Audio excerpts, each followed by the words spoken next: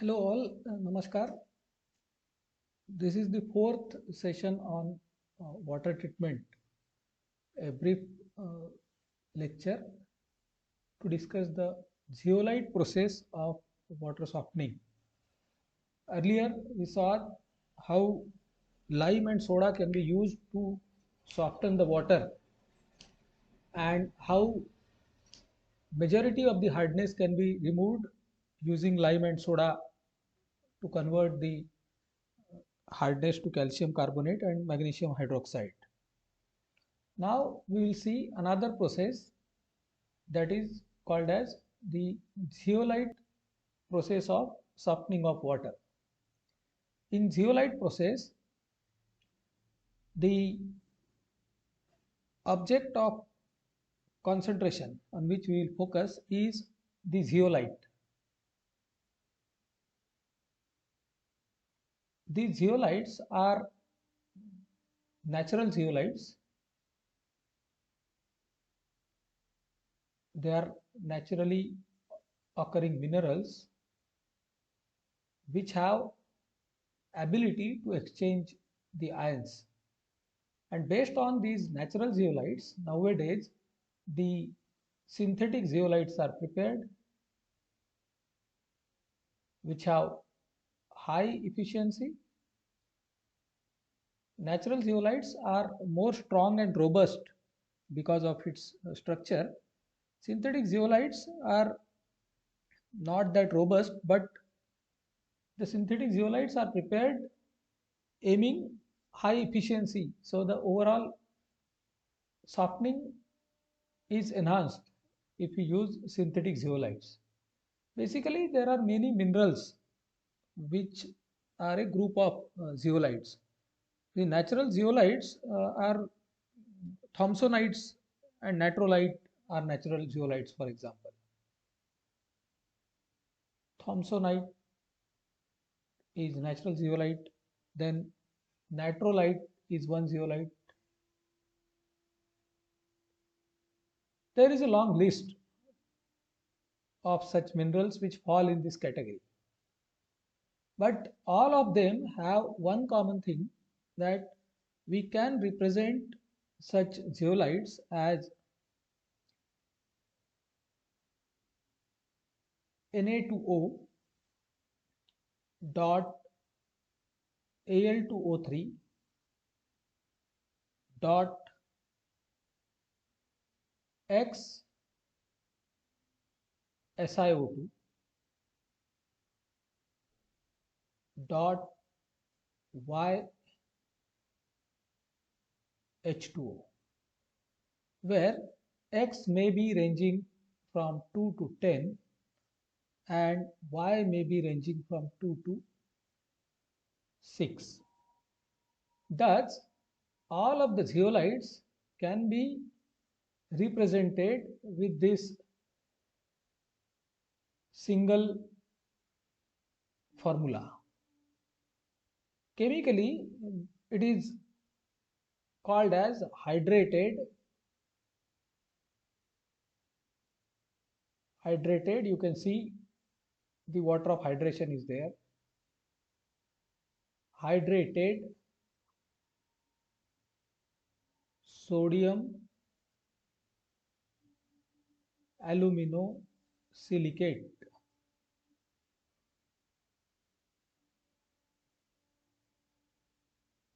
So zeolites can be called as sodium aluminosilicates, and these zeolites have a tendency to give up sodium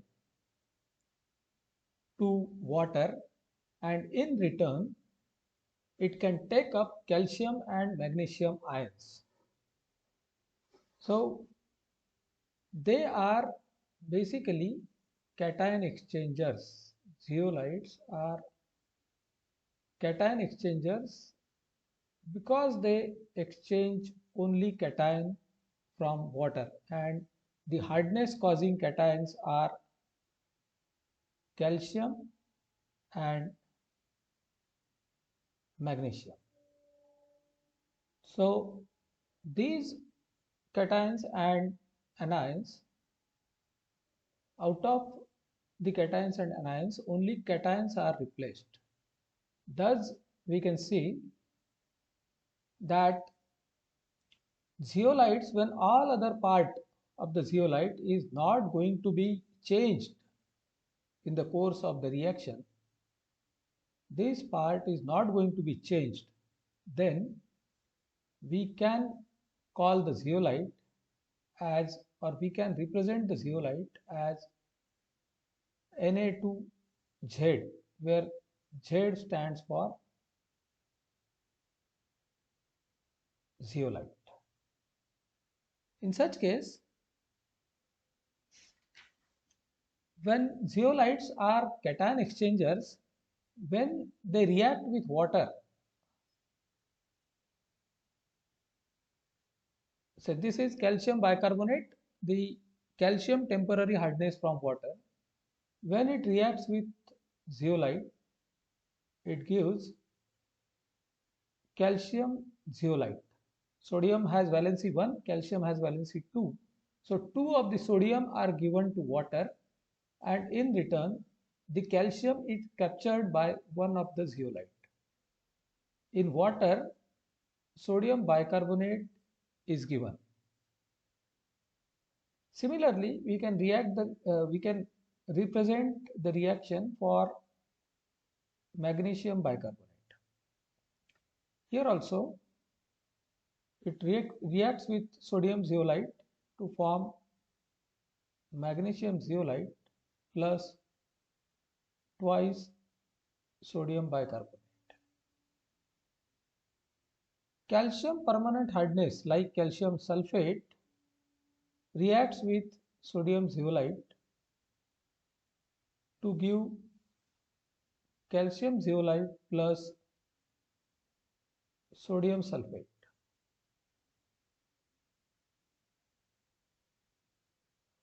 Even calcium chloride reacts in a similar way. We can go on writing for all the hardness causing salts, and these are the reactions that take place with the zeolite when we use zeolite in a column and pass the water through that column, so that the zeolite reacts with the hardness in water and takes up all the calcium and magnesium from water. So we can go on writing such reactions for all of the hardness.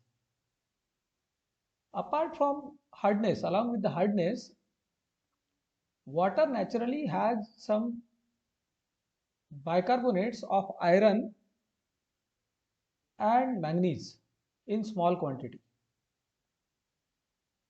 Usually water has these bicarbonates in small quantity, and if they are present, they also react with the zeolite and gets converted into iron zeolite and manganese zeolite.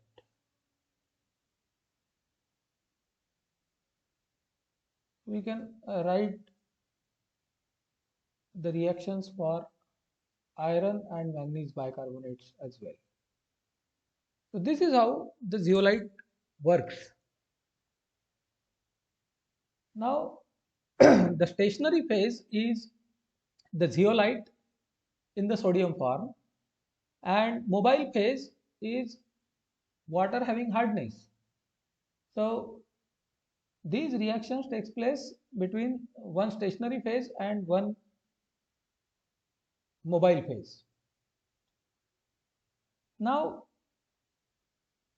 how these reactions occurs, we will see a schematic diagram of the zeolite softener. This is the setup of zeolite softener. Here you can see that in the tank, from the top there is inlet, hot water inlet, hard water inlet, and this hard water goes into the tank where there is a zeolite bed. Zeolite bed is literally the fine particles of the resin, granulars particles of the resin, and those are packed in a column. And along with that, the gravels and all other things are uh, properly arranged in a bed. So the filter filters the water to remove any turbidity and other particles. Usually a separate filter is attached. You will see in the actual setup. And then the filtered water is passed through the zeolite bed where all these reactions take place, and the calcium and magnesium is trapped in the zeolite. So all of the zeolite is slowly converted from sodium zeolite to calcium zeolite and magnesium zeolite. So as the water softening goes on, it proceeds, the zeolite gets converted from sodium zeolite to calcium and magnesium zeolite. And the soft water comes from the bottom outlet. Here you see the soft water comes out. This soft water is in the form of all these salts. Because these salts are of sodium, they do not cause any hardness. Sodium salts do not take part in scale formation. The scale is not deposited, and therefore the water is called to be softened because calcium and magnesium is removed from water. Here you can see a tank arranged on one side. When you use the zeolite repeatedly to remove the salts, a stage comes when the active site where there is sodium zeolite gets converted into the calcium zeolite and magnesium zeolite, and this is called as the exhausted zeolite because the part of zeolite which is converted into calcium zeolite or magnesium zeolite cannot further soften the water. The active part of the zeolite was sodium zeolite, and when sodium is replaced by calcium and magnesium, the product that is formed is calcium zeolite and magnesium zeolite, and these are called as exhausted zeolite because it cannot further soften the water. Therefore, a stage comes when all of the zeolite material is exhausted. And when all of the material is exhausted, at such stage, we have to regenerate the zeolite. And to regenerate the zeolite, we have to do the process to reverse the reactions, or we have to add the sodium salt to replace the calcium zeolite and magnesium zeolite. For that, one of the cheapest chemical that is used is brine brine solution, that is solution of sodium chloride in water is called as brine solution. This brine solution is used to regenerate the zeolite. Ideally, we can use any salt of sodium like NaCl can be used, Na2SO4 sodium sulfate can be used, even potassium salt can be used, but sodium chloride is best preferred because of some of the advantageous features.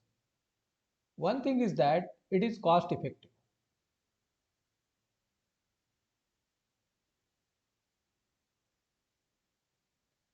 One of the cheapest salt out of all the salt of sodium and potassium.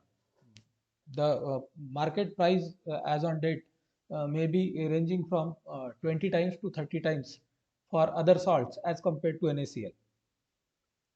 And second thing is that the product those are formed out of the regeneration are, that means when you add NaCl to the exhausted zeolite, say calcium zeolite, the product that is formed as waste is calcium chloride, and in case of magnesium zeolite,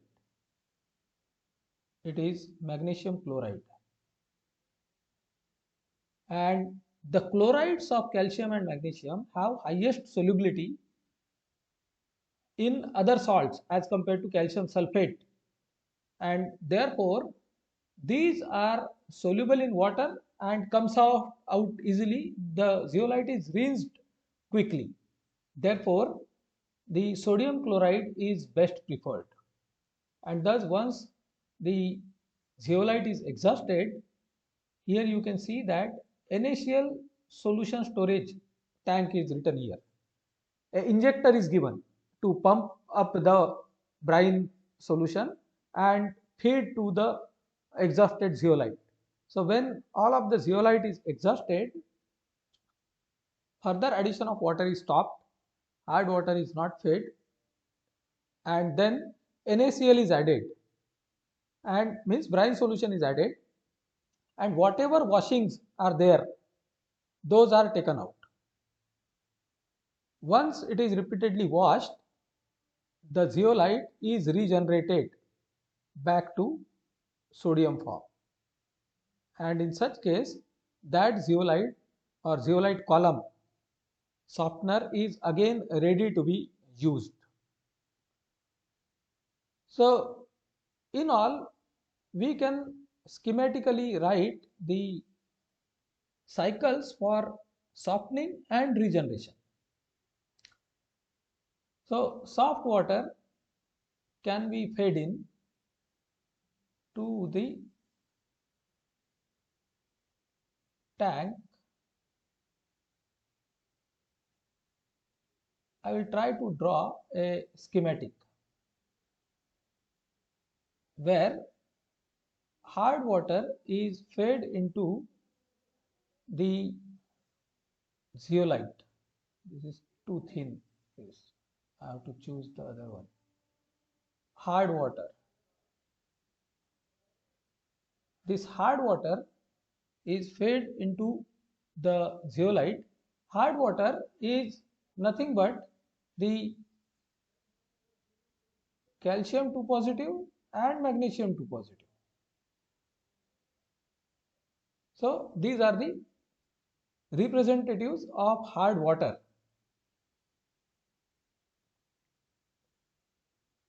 So calcium 2 positive and magnesium 2 positive. This is for hard water. This may be chlorides or sulfates.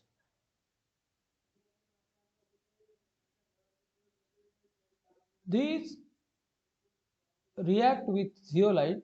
I have represented the box as sodium zeolite. So that is the zeolite.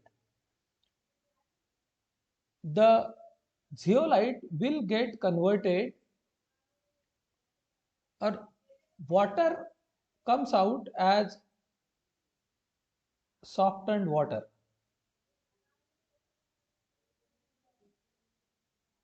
and in return what happens that the sodium zeolite is converted to the calcium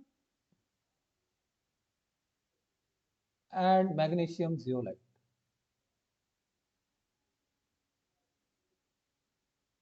So this is the exhausted zeolite. This is exhausted zeolite.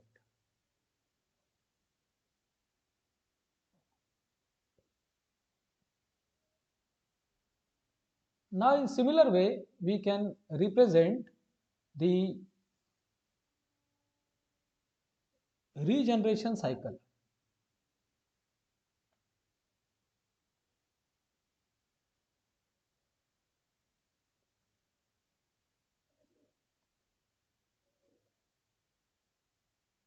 In regeneration cycle, again we will draw a schematic.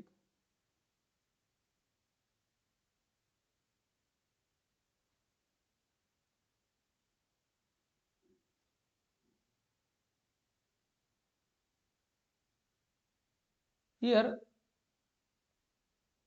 brine water is the feed.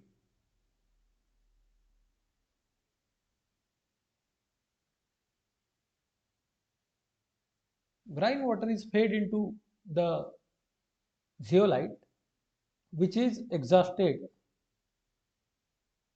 So this is the exhausted zeolite. Brine water can be chemically represented as NaCl. In the product, it will give calcium chloride and magnesium chloride.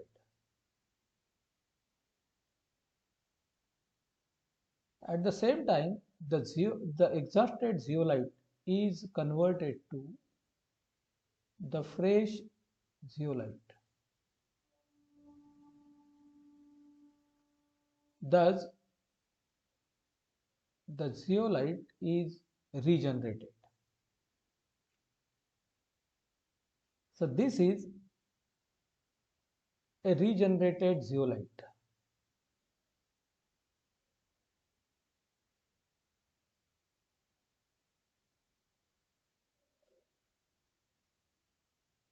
So these are the two cycles. One is the softening cycle and the second one is regeneration cycle. We will see the advantages of this zeolite softening process. You saw the process is done through a zeolite softener, and the softener is a column filled with zeolite resin. Here the hardness of water is completely removed. So one of the advantage is that hardness is completely removed.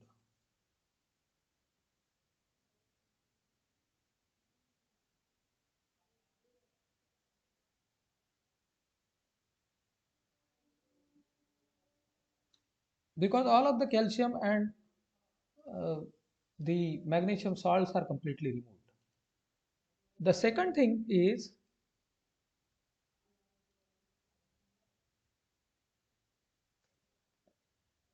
this equipment is compact.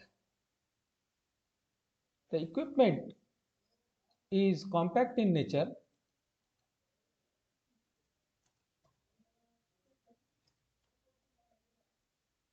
and it occupies less space.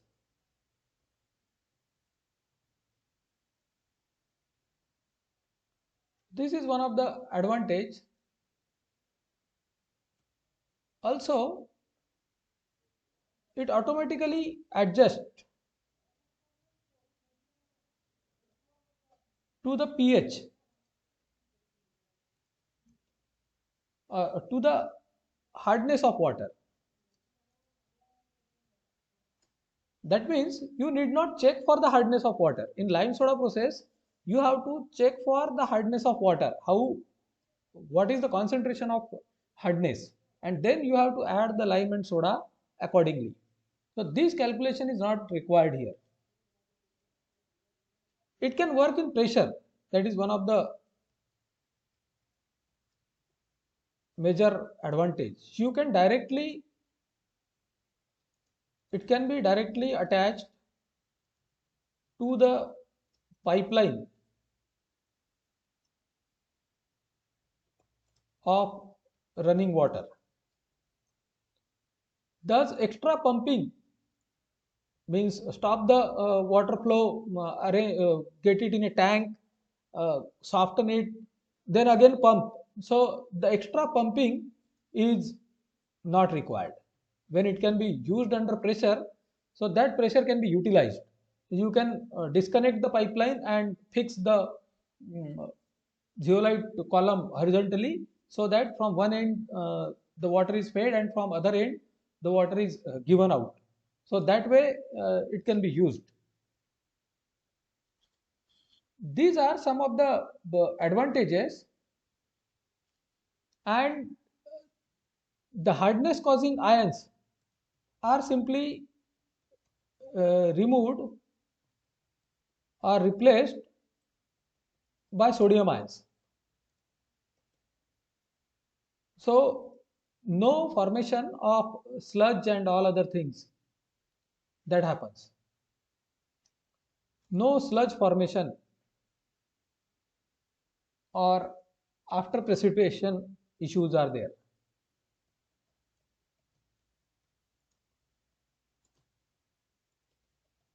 So these are some of the points which can be stated as the advantage of zeolite process. But at the same time, we have to think of some of the limitations of the zeolite process. There are certain limitations to the zeolite process. Water with turbidity cannot be added to zeolite. It can cause the problem of clogging. You have to, water has to be filtered before passing in zeolite. That is one of the issue. Too much acidity or alkaline nature of water can damage the zeolite. Therefore, pH of fed water should be 7 or near to 7. That is one of the limitation. It cannot work in hot condition because hot water can damage the zeolite. Therefore, you have to feed the water at room temperature. The product formed or product formed or softened water is alkaline in nature. As you saw, sodium bicarbonate is one of the product, and this sodium bicarbonate dissociates to give NaOH and CO2 when such water is fed to the high pressure boiler. NaHCO3, water containing sodium bicarbonate, gets decomposed or gets converted to NaOH plus CO2, and this causes the problem of alkaline type of corrosion, and that is called as caustic embrittlement.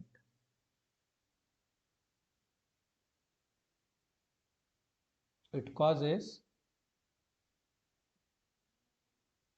caustic embrittlement of boiler metal. That is one of the disadvantage. Now, next to that, one of the limitation is that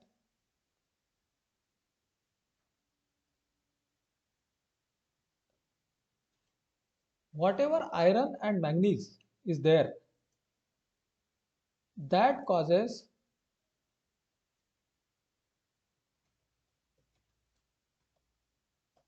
the issue. So if you have significant concentration of iron and manganese salts, then zeolite can be damaged because it is difficult to regenerate regenerate zeolite back to sodium zeolite from iron and manganese. The ease with which calcium and magnesium zeolite, exhausted zeolite, is regenerated to sodium zeolite using brine solution, that is not there in regenerating iron or manganese zeolite. The reaction is not that reversible and easy. Therefore, if the fed water has high concentration of iron and manganese bicarbonate, then such water cannot be fed to the zeolite. So these are some of the limitations of zeolite process. We will see one of the simple setup, laboratory setup of actual zeolite column. This is our own setup, the laboratory setup of zeolite softener. Now you see in practice what are the components. The filtration process is done outside. We have arranged a extra filter here, and that extra filter can be seen. This is just like the filter that is attached to the household RO plants. It may be having, you might have seen this. You have seen such column in your household RO plant. We have set such filter to filter the water. One of the pipe goes into the zeolite. So this is a zeolite column. We have prepared a frame to keep it hold. It was earlier mount to the wall. The frame was prepared for that only. But looking at the weight and all other things, we prefer to keep it on a stand. So this is horizontally, it looks like this. Now compared to the figure that you saw, here hot water inlet, hard water inlet and soft water outlet. Schematically it is shown from top and then bottom. But in practice, in our case, the inlet is from one side and outlet is from another side. You can see that this is the outlet and this is the inlet. Here water is going in and from yellow end the water is coming out. So both are on the top itself. So water goes in, gets filtered, there is a separation inside a membrane and column, so that on other side it comes out. Now all of the water which comes out from the zeolite in the form of softened water, that is fed to the uh, double distillation column. Simply water is heated and distilled and cooled because we want it to be further purified, further softened. So this is an ancillary attachment. This is not the part of zeolite, but this is the actual setup from this to this in the laboratory. You can visit the laboratory to see this setup. So such are the zeolite columns which are available in market, and this zeolite process gives water of less hardness, but usually direct fed water is not given in industrial unit.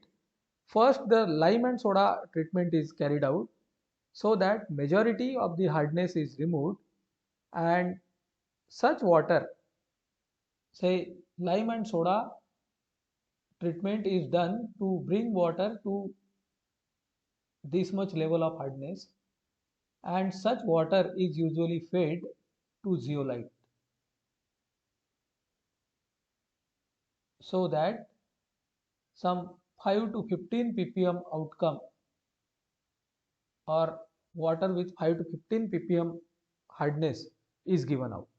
Because if we use zeolite to feed raw water, then the load on zeolite will increase, and that will cost you repeated regeneration. So comparing lime soda process to zeolite, uh, there you require the chemicals. In zeolite process you don't require chemical on day-to-day basis. You require the brine solution once in a while when zeolite column is exhausted. Otherwise, on day-to-day basis, you can directly feed the water without even knowing the hardness of water to the zeolite column. That way, zeolite column is uh, advantageous over lime soda process. But in practice, it is coupled with lime and soda process uh, to have a better efficiency and economy. So we will stop here. Thank you all. Keep watching.